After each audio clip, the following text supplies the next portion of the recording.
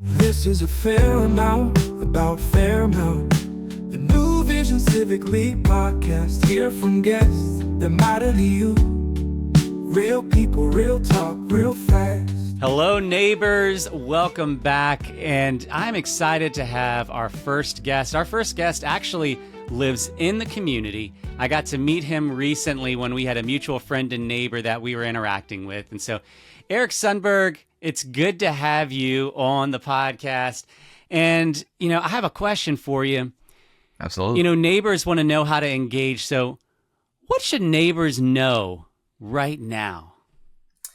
I think what neighbors should know right now is, I guess two things. One, we do have elections coming up, and it's not just going to be the president. I know it feels like that's kind of everything right now. But I think I've heard that question many a time, which is, when are there going to be elections? And then the second part of that is, again, it might feel like the world is on fire when it comes to watching the news every day. But who do you talk to when your taxes are misfiled at the local level? Who do you pay your car payments to? Who fixes the sidewalk? That all happens right here in Richmond. You don't have to go up to DC for that. So it's important to keep in mind who you're going to put in your local offices too. So, for my neighbors, I would say, hey, don't forget, you got to pay attention to your community. If you're unhappy with things in the community, you got to focus on the community first. Yeah. And this is particularly important to you because you've been aware of the political process, the importance of voting local. And this year you've decided to take it to another level. So you are actually running. So what do people need to know about you, and what are you running for? Absolutely. I suppose that might clarify my interest here. So I am running for city council. And the reason I am doing that is because engagement is super important. It can feel really disappointing when politics feels like such a removed process on a day-to-day basis. And then for a lot of other people, their only experience with government is occasionally having to go down to City Hall and oftentimes not having a great experience. Ironically, the people on the other end are having a great experience either. And what it takes is changing and facilitating a better workflow in City Hall that's going to be responsive both to constituents and citizens, but also the people in City Hall.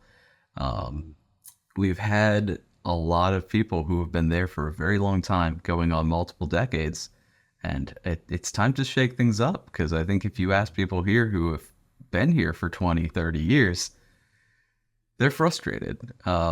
So I think it's time that we look at city council, and again, that's why I'm running.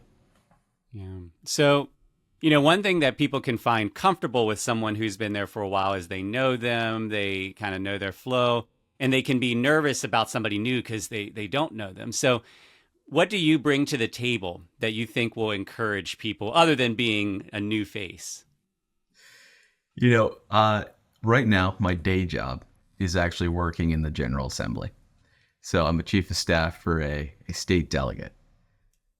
What really concerned me when I went out to doors was hearing from people that they had a very hard time getting in contact with members of city council, particularly in the 7th district, but generally that they felt the city government was very unresponsive and elected officials were very unresponsive. I talked to one man in particular. He told me this harrowing story of how he lives in a historic home.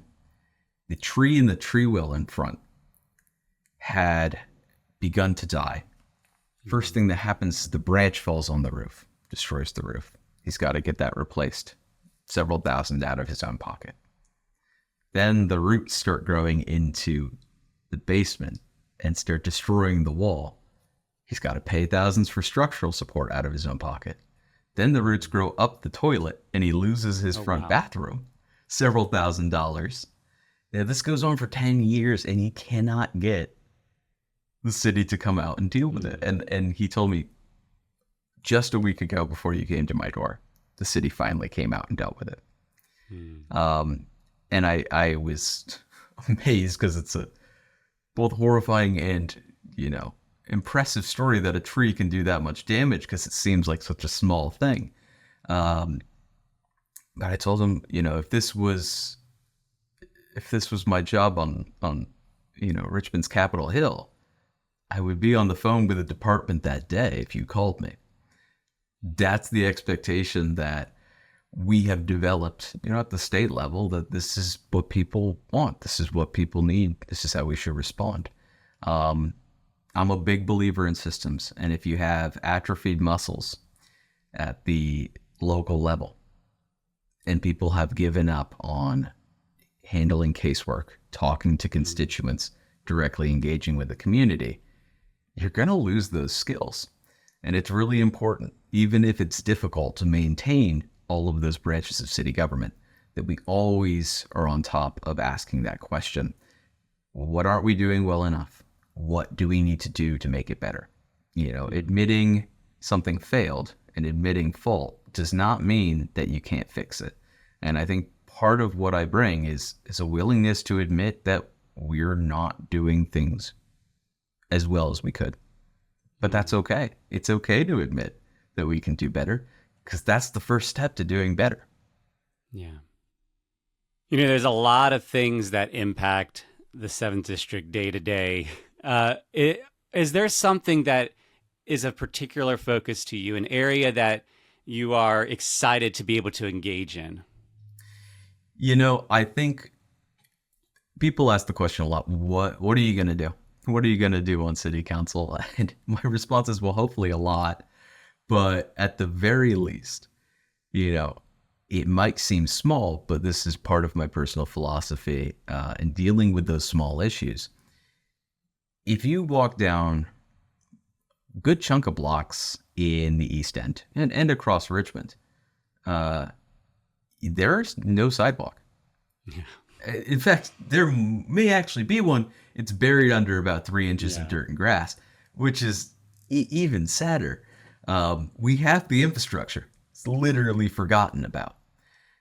And, I tell people, I live in the neighborhood. It matters to me too. If I could have a sidewalk here, that'd be great. That matters a lot to me.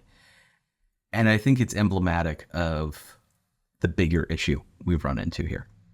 If we can't keep the sidewalks clear, if we can't keep overgrowth in control, if we can't keep the infrastructure that is in front of people's houses that connects them to power and internet and phone and water and gas in a workable and safe state, we're not in a good position.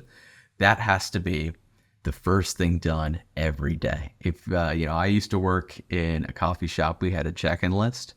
We had to get the stuff done before we opened those doors.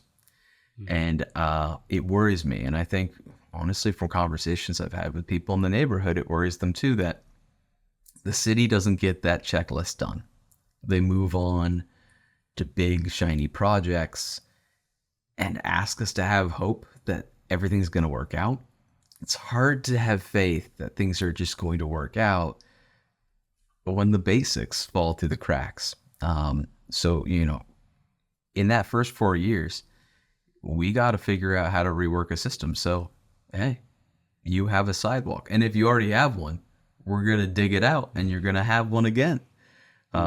Once we can build up that muscle, I think we're in a much better position to start expanding how we're tackling social services, how we're providing for people, and then look at those bigger projects. Yeah. Yeah. And for anyone who thinks it's just an aesthetic thing, where you and I are, there are many neighbors who don't have access to a vehicle. So they rely on safe places to walk, but some aren't even walking. They're in wheelchairs or they have limited mobility in some way. And it's really rough when they're forced to be in the street. So this is a safety issue just as much as it's an aesthetic issue. Yeah. And so that's fantastic. I know many neighbors have talked about how we need a sidewalk or need our old sidewalk on Earth. Well, there's a lot that people could learn about you that we don't have time for here. So how can neighbors press in more? Absolutely. Well, we have a website. That's probably the first step. That website is Vote Sundberg, Vote SUNDBERG.com. And I'm very accessible. You can call the number on there, send me an email. I am not hard to reach. And if you want to talk, again, just reach out. I am pretty close to you here in the 7th District. It's only a couple miles across. Likely, I'll just walk over to your house and we'll have a conversation. Because again, that's the first step to rebuilding both the muscles we need to take care of the day-to-day, but also rebuilding that trust that you have someone you know you can speak to and someone you know who is going to be accountable to your concerns. Yeah. Well, Eric, thank you so much for making space to share with us. And I just want to name one thing I appreciate about you is when we first met, we met with you. I saw you helping a neighbor. And so that's always encouraging to see when somebody is doing something as a natural thing, not because anybody's watching. And so thank you for that. Thank you for sharing. And thank you for helping us grow in becoming more and more neighbors helping neighbors. Absolutely. Absolutely. That's what this is all about.